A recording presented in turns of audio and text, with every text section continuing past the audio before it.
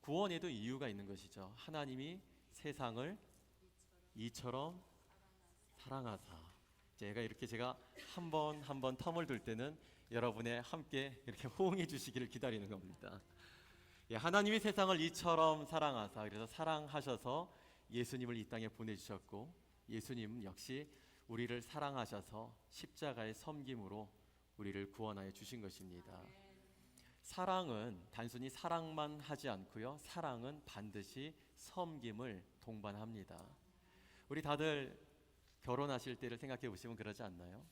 내가 사랑하면은 내 것을 준다는 것을 계산하지 않습니다. 주는 것을 아까워하지 않습니다.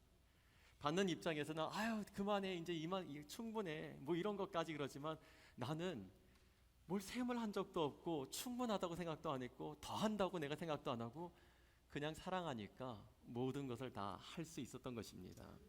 사랑은 반드시 섬김과 희생을 동반하는 것입니다. 그래서 우리 교회가 예수 그리스도의 사랑 안에서 모두가 함께 감동 감화하여 사랑으로 함께 지어져 갈 뿐만 아니라 사랑에서 일어나는 섬김과 나눔과 희생이 함께 있게 되기를 주님의 이름으로 축복합니다. 한국의 대표적인 가훈을 하나 꼭 손꼽아라 라고 하면 우리가 생각나는 하나의 가훈은 아마 가화만사성이지 않을까 싶습니다.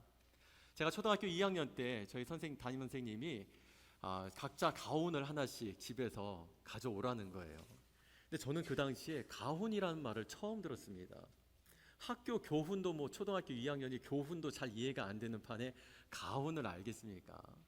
흔히 사용하는 말이 아니었다 보니까 그것이 무엇인가 했는데, 선생님이 이제 가훈은 이런 것이다 라고 설명하면서 대표적으로 이야기해 줬던 게 가화만사성이었습니다. 가정이 평안하면 하는 일들이 다 잘 된다라는 그런 좋은 뜻입니다.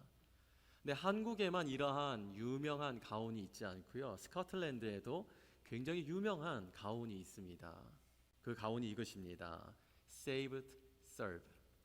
섬기기 위해서 구원받았다는 겁니다. 예수님이 이 세상에 오신 이유는 바로 섬기기 위해서 오셨습니다. 자신을 십자가에 내어주시는 그 섬김을 통해서 우리를 구원하시고자 이 땅에 오신 것입니다. 그래서 그리스도인 가운데 섬김을 모르는 삶은 구원의 감격이 없는 삶이라고 말을 해도 결코 과언이 아닐 것입니다. 우리가 구원을 받은 것은 섬기기 위해서 구원을 받은 것입니다.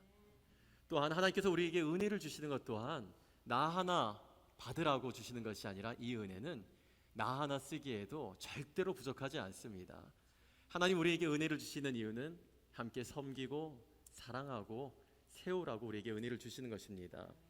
또한 오늘 우리에게 오늘이라고 하는 하루를 주신 것 또한 역시 섬기는 하루가 되라고, 사랑하는 하루가 되라고, 희생하는 하루가 되라고 우리에게 주시는 것입니다. 섬김은 그리스도의 삶에서 가장 중요한 핵심 가치입니다. 가장 대표적으로는 사랑이고요, 그 다음은 섬김인 것입니다. 오늘 본문이 우리에게 말씀하는 첫 번째는 하나님이 보시기에도 사람이 보기에도 심히 좋은 그리스도인의 삶은 바로 섬김의 은혜와 섬김의 감동이 있는 삶입니다. 우리 함께 오늘 본문 3절에서 5절 말씀을 다시 한번 같이 읽겠습니다. 시작. 저녁 먹는 중 예수는 아버지께서 모든 것을 자기 손에 맡기신 것과 또 자기가 하나님께로부터 오셨다가 하나님께로 돌아가실 것을 아시고 저녁 잡수시던 자리에서 일어나 겉옷을 벗고 수건을 가져다가 허리에 두르시고 이에 대하에 물을 떠서 제자들의 발을 씻으시고 그 두르신 수건으로 닦기를 시작하여. 아멘. 오늘 이 저녁의 식사 자리는 우리가 알고 있는 그 유명한 최후의 만찬 자리입니다.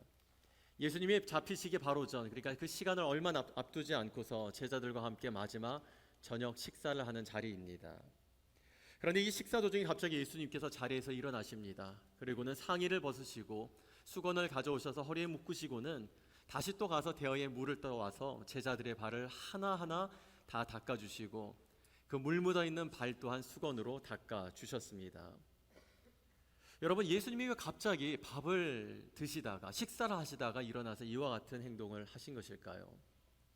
그 이유에 대해서 우리는 두 가지로 생각해 볼 수 있습니다. 첫 번째 이유는 모두다가 다 아마 생각할 수 있는 것, 제자들이 발을 씻지 않고 있었기 때문입니다. 당시에는 발등이 다 트여져 있는 샌들과 같은 신발을 신고 다녔습니다. 그러니까 그러한 신발을 신고 다니니까 외출을 했다 들어오면은 외출을 하면은 흙먼지며 당시에 동물들의 오줌이며 똥이 다 말라서 흙에 더 섞여져 있는 그런 먼지들이 온통 발을 다 뒤덮게 됩니다. 그러한 이유에서 유대인들은 외출을 하고 돌아오면 가장 먼저 하는 것이 손을 씻고 발을 씻는 것이었습니다. 그런데 이 오늘날과 같이 발을 씻는 데는 우리 스스로 혼자서 씻는 것이 아니라 누군가가 그 발을 씻어주게 됩니다.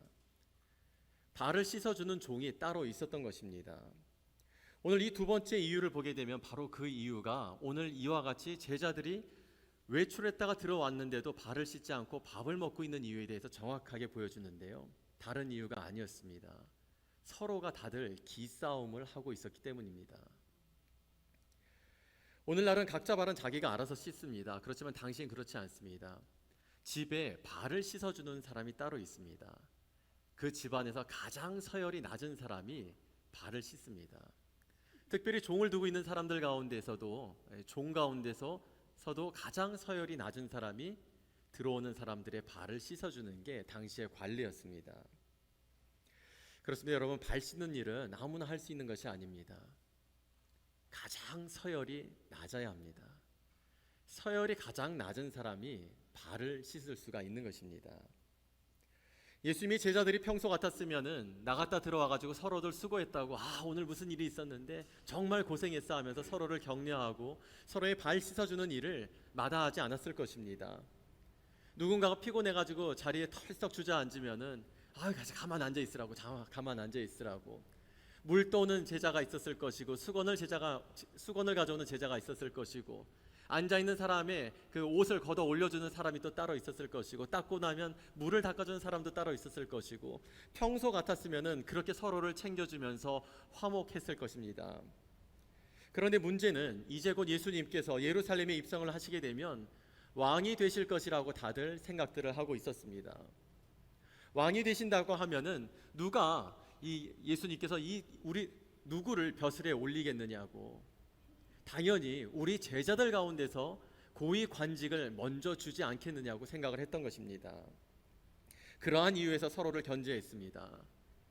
그날 저녁 식사는 더더욱 그래서 서로의 발을 신경 써주고 싶지 않았던 것입니다. 누구든지 발을 먼저 씻어주게 되면 스스로 벼슬을 포기하는 것처럼 다른 사람 눈에 보이게 될까봐, 자신이 다른 제자들의 발을 씻기는 모습을 예수님이 보시면 스스로 높은 벼슬을 양보하는 것으로 이해를 하실까봐, 서로 자신은 높아져야 하고 나 아닌 다른 사람들은 전부 다 낮아져야 한다라고 생각했기에 서로의 발 씻는 일을 하지 않으려고 그날 저녁은 유독 기싸움을 하고 있었던 것입니다. 그런데 이 갈등이 이렇게까지 될 일이 아니었는데 이러한 갈등으로 불거지게 된 발단이 따로 있었습니다. 그 유명한 치맛바람 때문에 이러한 일이 일어나게 된 것입니다. 우리 한국의 어머니들만 치맛바람이 있지 않고 이스라엘 어머니들도 치맛바람이 있는 것 같아요. 당시 세베대의 아내, 그러니까 야고보와 요한의 어머니가 두 아들을 데리고 예수님께 청탁을 하러 온 것입니다. 그런데 하필 이 어머니의 자식 사랑이 유난했던 나머지 다른 제자들이 곁에 있음에도 불구하고 전혀 개의치 않고 유난을 떤 것입니다.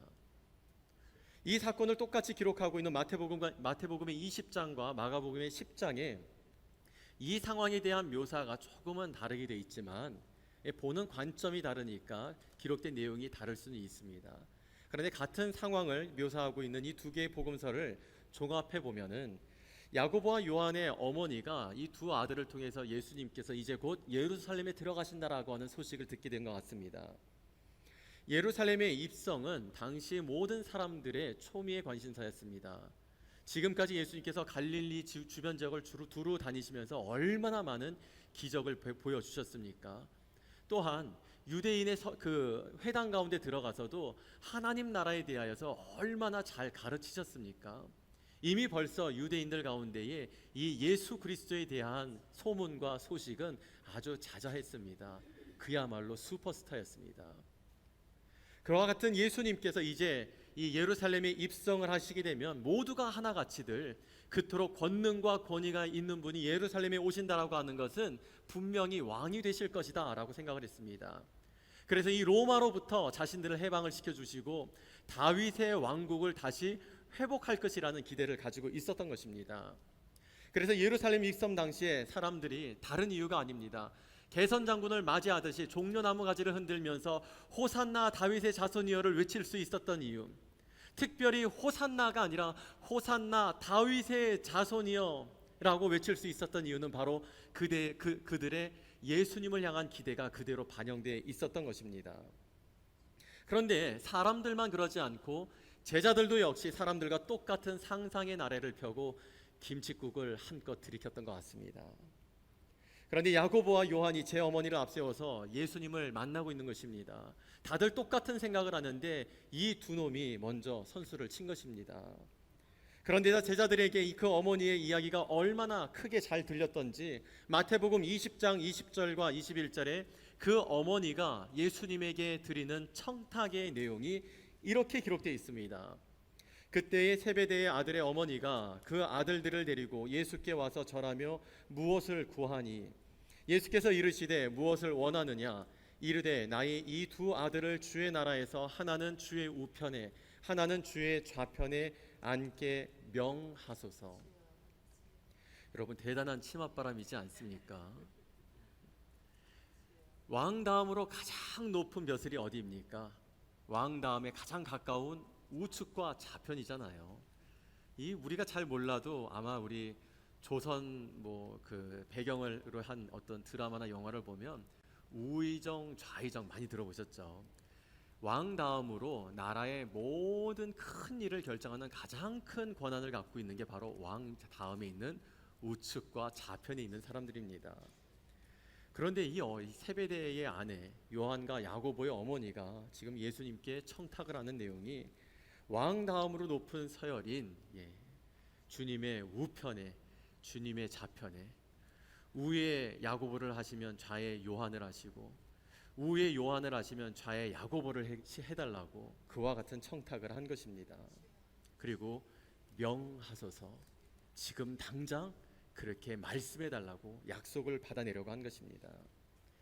여러분이 당시에 만일 이 야고보와 요한을 제외한 나머지 10명의 제자들이었다면 지금 이 상황 속에서 여러분의 마음은 어떠실까요? 안에서 천불이 날 겁니다. 뒷목을 잡아서라도 당장 끌어내고 싶은 그런 불이 속에서 올라오지 않겠습니까? 그래서 이어지는 이 마태복음 20장 24절에 그 제자들의 반응이 이렇게 기록되어 있습니다. 10 제자가 듣고 그 두 형제에 대하여 분히 여기거늘. 바로 이 사건으로 인해서 이 제자들이 예민해지게 되었고 기싸움이 본격적으로 시작된 것입니다. 평소 같았으면 서로의 발을 씻어주면서 하하 호호 하며 했던 사람들이었을 텐데 이날 저녁은 그 누구도 스스로 낮아지고 싶지가 않았던 것입니다. 그래서 스스로의 발을 씻는 이도 없었고 누군가의 발을 씻어주는 것은 더욱더 상상할 수 없는 일이 되어버렸던 것입니다. 그런데 공교롭게도 바로 이 분위기에서 예수님은 주의 만찬을 행하십니다. 떡을 떼시면서 이것은 너희를 위해 찢기는 내 몸이니 이것을 먹으라 말하시고 또한 포도주를 나눠주시면서 이것은 너희를 위하여 흘리는 피 곧 언약의 피니 이것을 먹으라 마시라 하고 하십니다. 그리고 이것을 먹고 마실 때마다 나의 죽음을 내가 다시 올 때까지 전하는 것이라고 말씀하셨습니다. 여러분 그렇습니다. 제자들은 이와 같은 사명을 가지고 있는 사람들입니다. 너희를 위하여 즉 우리를 위하여 예수님의 살과 피를 받음으로 예수 그리스도와 연합하여서 예루살렘과 온 유대와 사마리아와 땅끝까지 예수 그리스도의 십자가를 복음을 전하는 증인들이 되어야 하는 그 제자들이었음에도 불구하고 그날 저녁 제자들은 누군가를 위한다는 생각을 할 여유가 전혀 없었습니다. 예수님의 나누심과 섬김과 헌신과는 너무도 다른 모습이지요. 모르긴 몰라도 식탁 위에서는 정말 아무런 티가 안 났을 것 같습니다.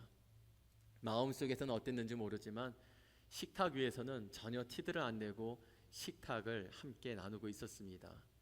그런데 상상을 해보면 이와 같은 마음을 가지고 있었던 제자들은 아마 식탁 밑에서는 흙먼지 묻은 발로 서로를 쿡쿡 찔러대면서 눈짓을 주지 않았겠습니까?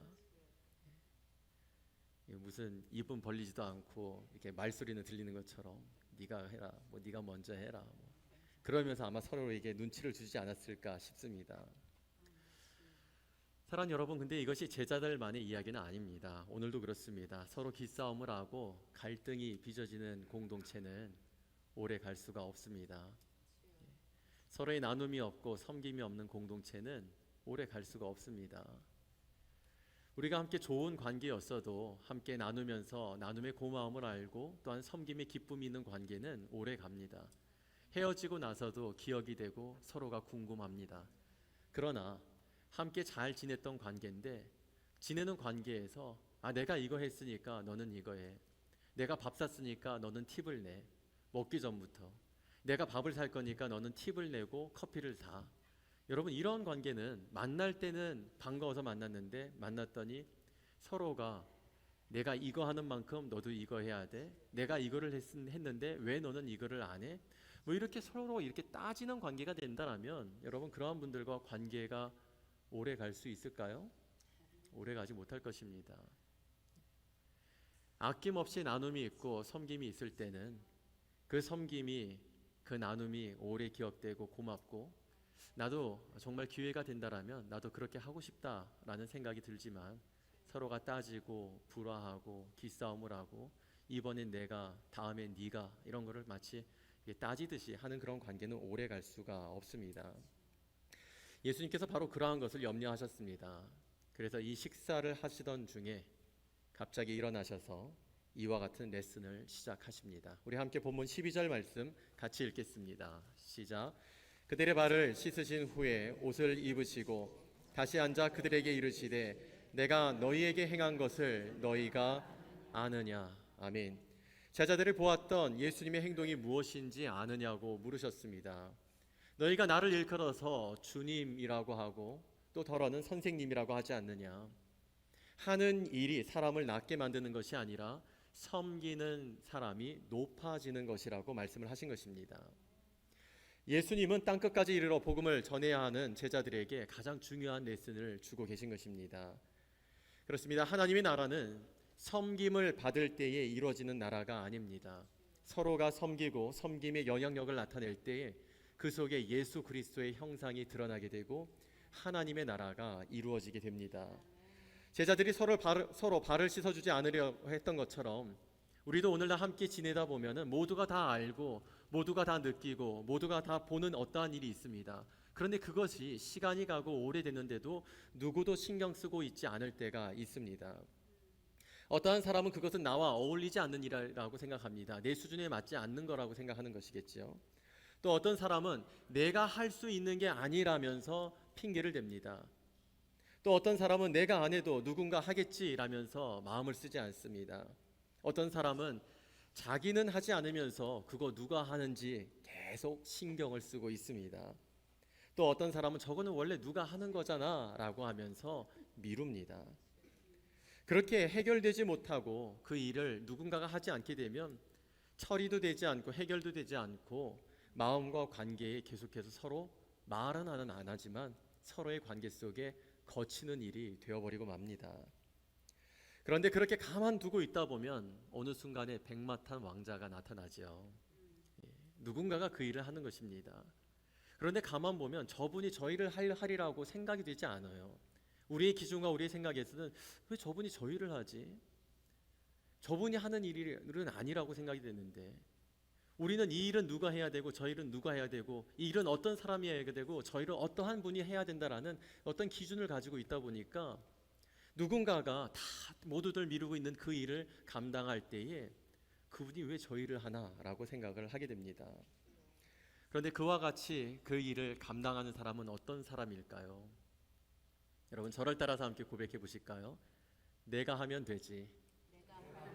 네, 우리 한 번 더 내가 하면 되지. 네, 제가 다 봤습니다. 여러분, 그렇습니다. 네, 특별한 사람이 아니라 내가 하면 되지라고 생각하는 그 사람이 그 일을 하는 것입니다. 그 사람이 그것을 하는 것을 보니까 그 자체는 부럽지가 않은데 해놓고 나니까 느껴지는 것이 있습니다. 해놓고 나니까는 편하고 좋아집니다. 그리고 진작에 했더라면 더 나았겠다라는 생각을 하게 되고, 그 사람에 대한 좋은 어떤 인상이 남다 보니까 나중에 나도 저런 기회가 있으면 나도 한 번쯤은 해볼만 하겠구나라고 하는 생각이 들기도 합니다. 예수님은 우리를 소금과 빛이라고 했습니다. 꼭 필요한 곳에 있으라고 하는 것이죠. 소금이 넉넉한 곳에, 또한 빛이 가득한 곳에서 또 하나의 소금과 또 하나의 빛은 그다지 큰 의미가 없습니다. 하지만 그 반대적인 상황이라면 완전히 다른 이야기가 됩니다. 가장 소중하고 가장 탁월한 것이 되는 것입니다. 소금과 빛은 그 이름에서 이름값이 나오는 것이 아닙니다. 소금은 자신이 녹아 없어짐으로써, 또한 빛은 자신을 태움으로써 소금과 빛의 역할을 하게 되는 것입니다. 사랑하는 여러분, 여러분은 어떠한 사람이 그리스도인이라고 생각하십니까? 예수 그리스도와 같은 섬김의 삶이 나타나는 사람, 여러분, 그러한 사람을 우리가 그리스도인이라고 이야기할 수 있지 않겠습니까? 세상은 머리가 될지언정 꼬리가 되지 말으라고 합니다. 아무리 유능해도 세상은 1등을 기억하지 2등을 기억하지 않는다고, 더 열심히 하라고 합니다. 그리고 최고가 되어야 한다고 합니다. 하지만 하나님 나라의 위너, 하나님 나라의 승리자들은요, 하나님 나라에서 가장 높은 곳에 있는 사람은 그리스도를 위하여서, 그리고 주님의 나라를 위하여, 주의 몸된 교회를 위하여 영혼 구원을 위해서 자신을 아끼지 않고 내어 던지는 사람입니다. 예수님이라면 찾아가셨을 그 자리, 그리고 예수님이라면 하셨을 그 섬김을 감당해 보면 그 자리와 섬김 속에서 내가 주님을 더욱 배우게 되고 섬김의 기쁨을 경험하게 되는 다른 사람이 아니라 내가 그 가장 큰 수혜자라고 하는 것을 깨닫게 됩니다. 사랑하는 여러분, 예수님께서 제자들에게 보이신 대로, 그리고 오늘 우리에게 이 말씀을 통하여 보여주시는 것과 같이 예수님을 그대로 본받은 섬김의 삶으로 섬김의 은혜와 섬김의 감동을 나타내는, 그래서 하나님의 나라를 이루어가는 우리 모두가 될 수 있기를 주님의 이름으로 축복합니다. 오늘 본문이 우리에게 말씀하는 두 번째는 섬김의 은혜와 섬김의 감동이 있는 삶을 살기 위해서는 섬김의 태도를 훈련해야 한다는 것을 말씀합니다. 예수님이 보이신 섬김은 제자들의 발을 씻기는 정도가 아니었습니다. 예수님께서 발을 씻긴다라고 하는 것도 벌써 그 당시의 사회적 분위기에서는 충격적이었던 것입니다. 그런데 보다 더 충격적인 것은 예수님께서 제자들의 발을 씻기시는데 씻기시는 그 전체적인 예수님의 모습이었습니다.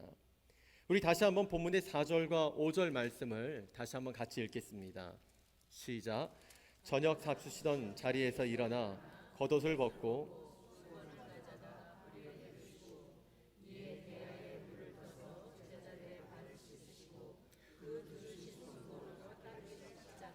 아멘. 앞서 말씀드린 대로 당시 유대인의 가정에는 손님이 오면 발 씻는 종이 그 손님의 발을 씻습니다. 그런데 예외인 경우가 있습니다. 아주 극히 드문 예외이기는 하지만 그 가정의 가장 서열이 낮은 사람이 아니라 가장 서열이 높은 사람, 그러니까 집 주인이 손님의 발을 씻는 경우가 있었습니다. 사회적으로 지위가 높은 사람이거나 아니면 정말 주인에게 귀한 손님이 올 때는 종에게 발 씻기는 일을 맡기지 않고 주인이 직접 그 손님의 발을 씻습니다. 하지만 그렇다 하더라도 발 씻는 일 외에 나머지, 그러니까 물 떠오고 수건을 가져오고 물 묻은 발을 수건으로 닦아주는 것과 같은 것은 종이 합니다. 주인이 하지 않습니다. 그냥 주인은 발만 씻어줍니다. 그런데 오늘 말씀에 나타나고 있는 예수님은 어떻게 하십니까? 완벽하게 발 씻는 종이 되어 버리셨습니다. 예수님이 제자들의 발을 씻어주었다라고 하는 것은 당시 사회 분위기로는 정말 충격적인 일이었습니다. 상상할 수가 없는 일이었습니다. 선생이 높지 제자가 높지 않기 때문에 그렇습니다. 게다가 주인이라 하더라도 경우에 따라서 손님이 발을 씻어주기는 하지만 발 씻는 종과 같이 모든 것을 다 하지는 않습니다. 그냥 발 씻는 것만 해줍니다. 그런데 예수님은 어떻게 하셨습니까? 그냥 발을 씻기는 종이 되셨습니다. 그러니 이 모습을 보는 제자들이 얼마나 충격이었겠습니까? 예수님께서 제자들에게 가르쳐주고자 했던 것은 바로 섬김이었습니다. 신용만 하는 섬김이 아니라 누가 하건 안 하건, 도와주는 사람이 있건 없건, 보는 사람이나 혹은 알아주는 사람이 있거나 없거나 그냥 섬기는 것이었습니다. 지금 한국이 선거철이던데요. 여러분, 한국에 한번 생각을 해보시면 그런 것 같습니다. 한국의 선거철만 되면 모두가 다 아는 수인데도 불구하고 그 수에 다 속습니다. 평소에는 만나기도 어렵고 국민 알기를 우습게 알던 그 국회의원들이 선거철만 되면 길로 나옵니다. 그리고 스스로 서민 코스프레를 합니다. 자기들도 당신들과 여러분과 다르지 않은 보통 사람이라고 동네 이웃처럼 살갑게 인사를 합니다. 먼저 허리를 숙이고 고개를 숙이고 손을 내밀면서 인사를 청합니다. 시장 음식을 먹으면서 자기가 어릴 때 이거를 먹었다고, 모르겠어요. 어릴 때 먹었는지 모르지만 그 자리에 올라가서부터는 뚝 끊었을 텐데도 자기 어릴 때 먹었다고, 어머니가 해줬던 음식이랑 천연덕스럽게 거짓말을 합니다. 그래서 기대를 합니다. 이런 사람이라면 일을 잘해주겠지. 그래서 뽑아놓으면 어떻게 됩니까? 당선이 되고 나면 그렇습니다. 잘 있거라 나는 간다. 여의도로 가신 님은 다음 선거철이 돼야만 다시 돌아옵니다. 저는 우리 모두가 이와 같은 모습이 되지 않기를 바랍니다. 예수님의 섬김은 적당한 코스프레가 아니었습니다. 수준을 따져가면서 이것은 주님이 하실 일이고 이것은 베드로가 할 일, 야고보가 할 일 구분하지 않으셨어요. 그냥 지금 보니까 제자들이 발을 씻지 않는 것이 보이셨고, 그리고 이 일 때문에 서로 기싸움하는 게 보이셨어요. 그래서 예수님이 마음을 먹으셨습니다. 내가 하면 되지. 내가 하면 되지 먼저 본을 보이시고 그리고 이 레슨을 하신 것입니다. 발도 안 씻는다고 예수님 투덜거리지 않으셨습니다. 제자들 앞에 수건 들고 가면서 탁탁 털면서 티를 내지도 않으셨고, 물 떠오면서 살짝 발 위에 찌그린다든지 아니면 살짝 발을 밟고 지나간다든지 그러면서 눈치 좀 있으라고 티를 내지 않으셨습니다. 그냥 진짜 섬김이 무엇인가를 그대로 보여주셨습니다. 제가 오래전 청년 목회를 할 때에 가르치던 제자 가운데 한 아이가 소명을 받고 신학대학원을 가게 됐습니다. 이 친구는 한인 2세였습니다. 한국말은 조금 하지만 그냥 미국 사람이었습니다. 근데 이 친구와 함께 저녁 식사를 하고 송별을 하면서 제가 이 친구에게 부탁을 했습니다. 미국 문화에서는 내가 맡은 일만 책임져서 잘 하면 되고 다른 사람의 일을 도울 수 있지만 보편적으로 not my business, 그건 내 일이 아니라고 생각을 하잖니. 하지만 앞으로 내가 하는 일들은 모두 다 하나님의 일이야. 그러니까 절대로 I don't care 하면 안 돼. 한국식, 미국식 따지지 말고 우리는 예수님식으로 섬겨야 해. 내가 교회의 일을 다 마치고 났다 하더라도 교회 다른 교역자들 도울 일이 없는지, 교회에 같이 네가 도울 일이 없는지 꼭 돌아보고 함께 할 수 있도록 하렴. 저는 오늘 본문 15절은 이 말씀이 그대로 오늘 우리에게 주시는 말씀이라고 저는 믿습니다. 우리 함께 오늘 본문 15절 말씀 같이 읽겠습니다. 시작. 내가 너희에게 행한 것 같이 너희도 행하게 하려 하여 본을 보였노라. 그렇습니다. 예수님은 그냥 보여주신 정도가 아니라 그것을 우리도 하라고, 그렇게 할 수 있게 하려고 본을 보여주신 것입니다. 예수님 당시에 가장 하찮게 여겼던 발 씻는 종이 되어서 제자들의 발을 씻기신 것은 섬김이 무엇인지를 깨닫게 해주는 정도가 아니었습니다. 내가 너희에게 행한 것 같이 너희도 행하게 하려. 그러니까 즉 이 섬김은 말과 가르침이 아니라 실천, 우리의 삶이 되어야 한다는 것을 말씀하신 것입니다. 약 6년 전에 한국의 영화로 소개되었던 한국 초대 기독교 선교사로 헌신한 서서평이라는 이름의 독일 출신의 미국 파송 선교사였던 엘리자베스 선교사님이 계셨습니다. 당시 조선의 광주 지역에서 미혼모와 한센인 그리고 고아들을 중점적으로 돌보는 의료 선교사로 섬기셨습니다. 그리고 54세의 짧은 일기로 하나님의 부르심을 받을 때에도 그 시신을 조선의 의료 발전을 위해 기부할 정도로 조선과 조선 사람들을 사랑하였던 선교사님이셨습니다. 그렇게 엘리자베스였던 자신이 서서평이 되어 조선과 조선 사람들을 사랑하며 살아올 수 있었던 것에 대해 세상을 떠나기 전에 이 하나의 문장으로 이렇게 남기셨습니다. Not success, but service. 성공이 아니라 섬김이다. 서서평 선교사님의 삶처럼 섬기며 살아가는 삶, 이것이 바로 예수님께서 마지막까지 제자들에게 가르쳐주고자 하셨던 마지막 레슨이었습니다. 그리고 이것이 오늘 여러분과 제가 살아내야 하는 삶인 것입니다. Not success, but service. 성공이 아닌 섬김의 삶. 이와 같이 우리 모두가 섬김의 삶을 살기 위해서는 반드시 고백해야 하는 것이 있습니다. Not I, but Christ. 내가 아니라 예수님이십니다. 내가 아니라 내 안에 예수님이 사실 때 우리는 자신의 영광과 사람들의 존경으로부터 보다 더 자유로워질 수 있습니다. 그리고 전 인격과 삶을 통하여 예수 그리스도가 드러나는 참된 그리스도인의 삶을 살아갈 수 있게 됩니다. 사랑하는 여러분, 섬김은 선택이 아니라 그리스도인의 삶입니다. 섬김이 항상 뿌듯하지만은 않을 때가 있습니다. 섬기다 보면 고단하고 또한 섬겼음에도 불구하고 마음이 상할 때도 제법 많습니다. 그럼에도 힘든 것을 생각하여서 미리 내려놓거나 아니면 어려울 것을 생각해서 미리 피하지 마시고, 그러한 마음과 생각이 일어날 때일수록 오히려 더 예수 그리스도와 십자가를 깊이 묵상하시기 바랍니다. Not I but Christ. 나라고 하는 사람은 감당하지 못하는데 우리 주님이라면 얼마든지 감당할 수 있습니다. 예수님이 우리 안에 계시면 우리는 산을 옮기는 일이라 할지라도 믿음으로 감당할 수 있게 되는 것입니다. 마태복음 20장 28절은 우리에게 이렇게 말씀합니다. 인자가 온 것은 섬김을 받으려 함이 아니라 도리어 섬기려 하고 자기의 목숨을 많은 사람의 대속물로 주려 함이니라.